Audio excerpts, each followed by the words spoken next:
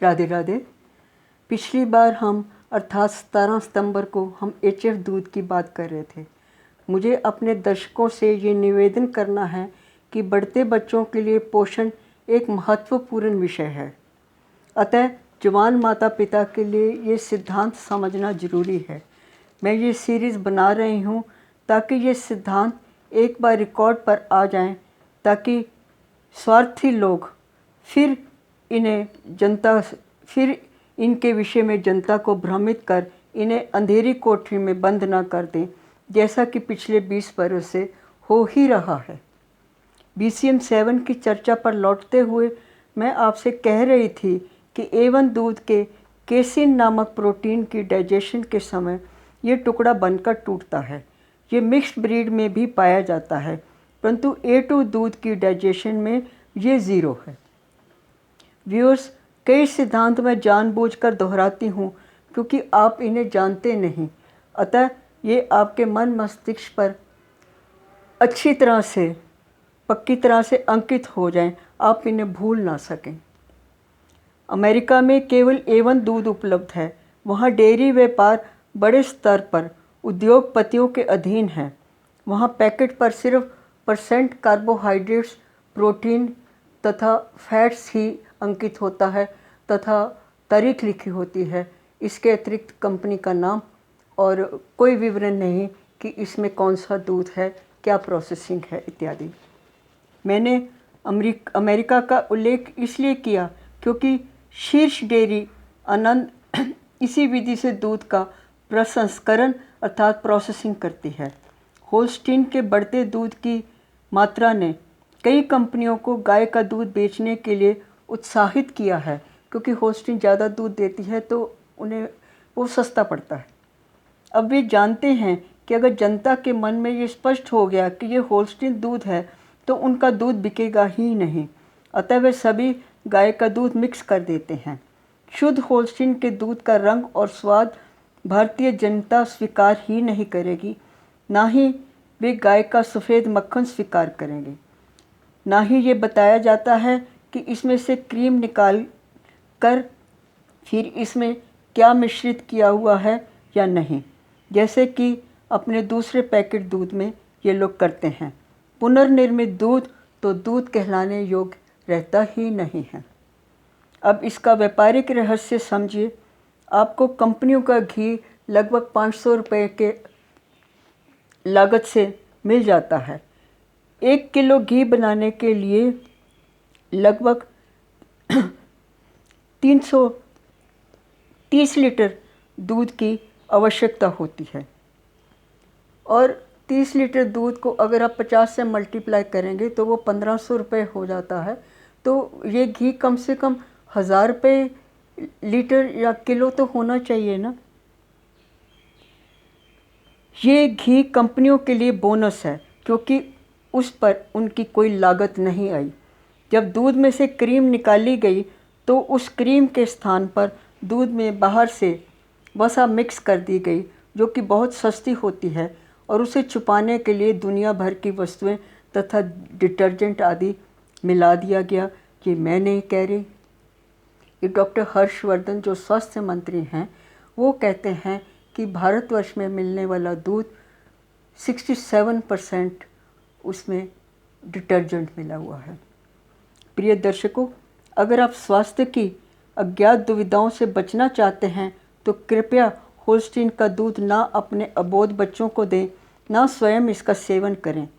आप बिना प्रोसेस्ड दूध सीधा डेयरी से चेक करके लें। पनीर, खोया इत्यादि के लिए सीधा भैंस का दूध लें। चाय आदि के लिए मलाई उतारकर भैंस का दूध प्रयोग करें, क्योंकि वह दूध A2 तो है। HF पशु का तो गोबर एवं मूत्र खेती में भी सराहनीय नहीं है। उसे तो सुखाकर केवल बॉयलर इत्यादि में यूज़ किया जा सकता है। घटनाक्रम से मलूक पीठाधीश्वर जी के आदेश से मुझे 2014-15 में दूध के शैतान पर लेख प्राप्त हुआ।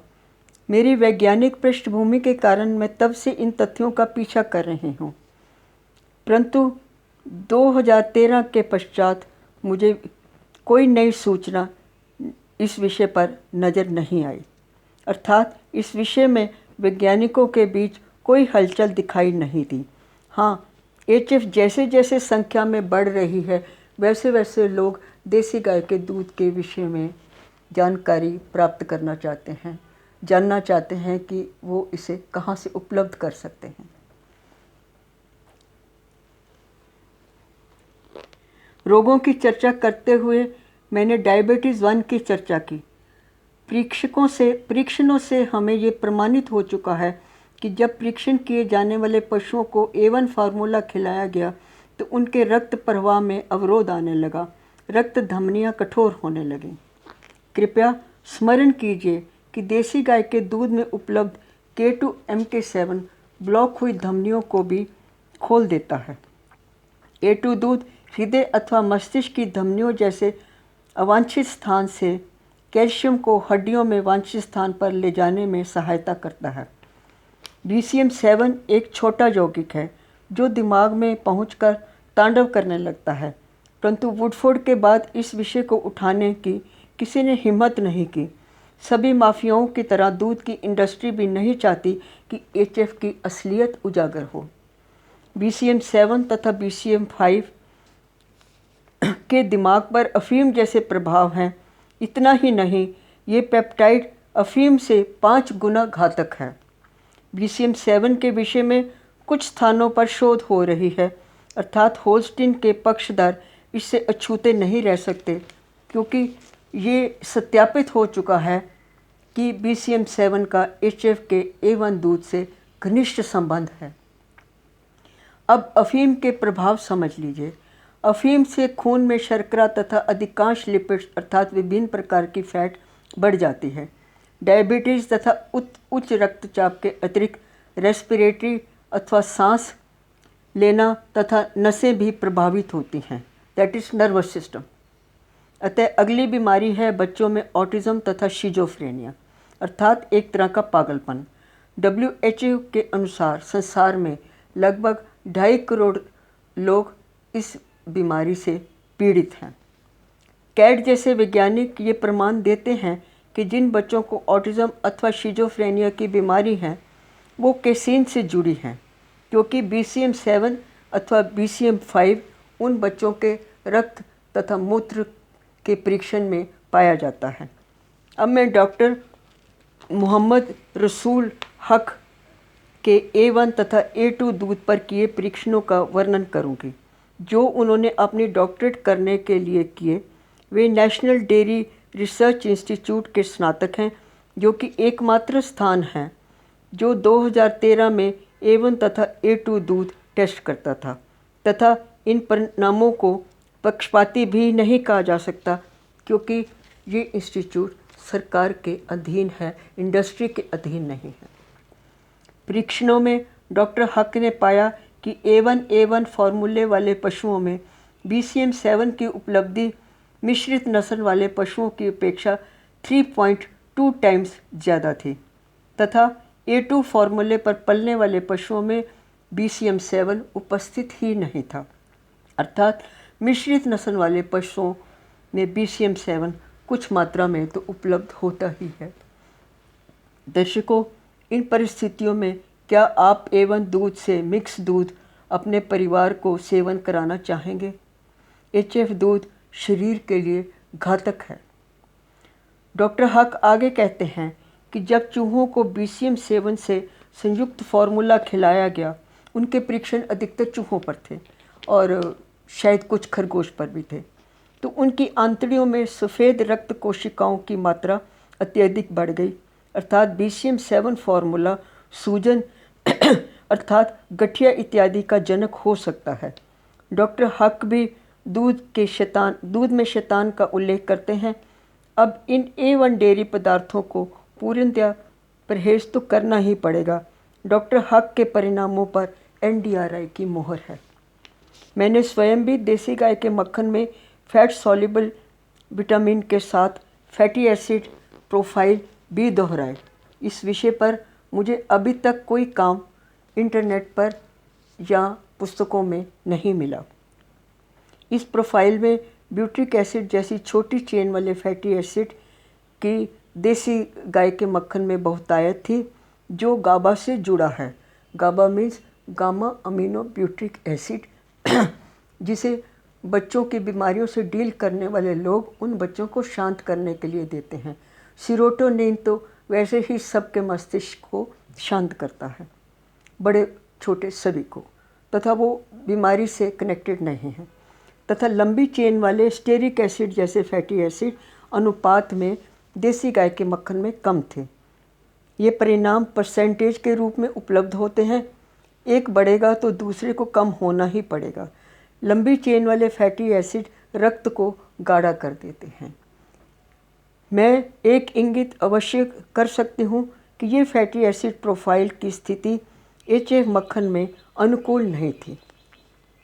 उसमें स्टेरिक एसिड लंबी चेन वाले फैटी एसिड अधिक थे और ब्यूट्रिक एसिड जैसे छोटी चेन वाले फैटी एसिड कम थे।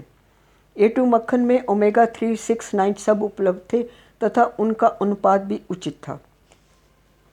परंतु मुझे HF मक्खन का सैंपल दोबारा नहीं मिल सका, अतः ये निष्कर्ष अधूरा है। एंडोमेट्रियोसिस एक मासिक धर्म से जुड़ी समस्या है। लारा ब्रेडेन एक ऑस्ट्रेलियन गायनोकोलॉजिस्ट हैं।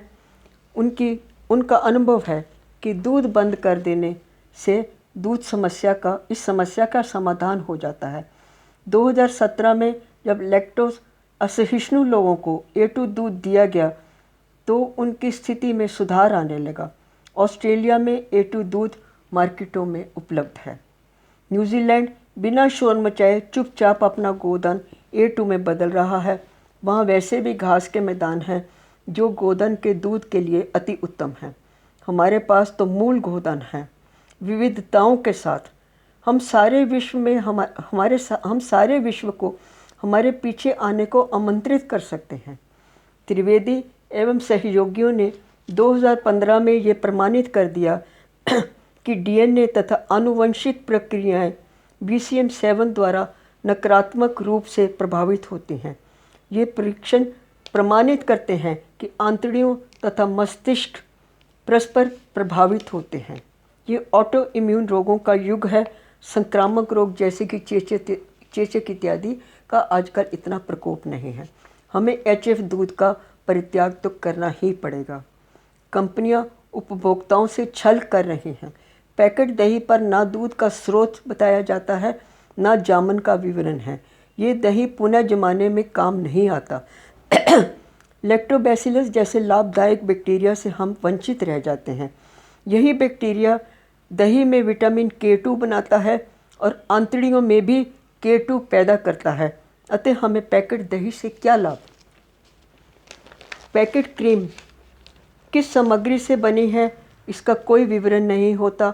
आप इस क्रीम से 1 ग्राम मक्खन अथवा घी प्राप्त नहीं कर सकते। आप क्या खा रहे हैं इसका कोई आभास ही नहीं है। अतः उपभोक्ता सरकार से इतनी अपेक्षा तो कर सकते हैं कि गाय का दूध A1 है या A2 इसकी लेबलिंग की जाए। क्रीम, दही इत्यादि में कौन से इंग्रेडिएंट्स हैं, कौन से प्रिजर्वेटिव्स ऐड किए गए हैं इत्यादि ये लिखा जाए पैकेट पर। आगे मुझे A1 दूध के विषय में जो ज्ञात था मैंने दर्शकों के सामने संक्षेप में रखा। अब दर्शक इसे कितना सीरियसली करने का प्रयास करते हैं, कितना फॉलोअप करते हैं, ये उन पर निर्भर है।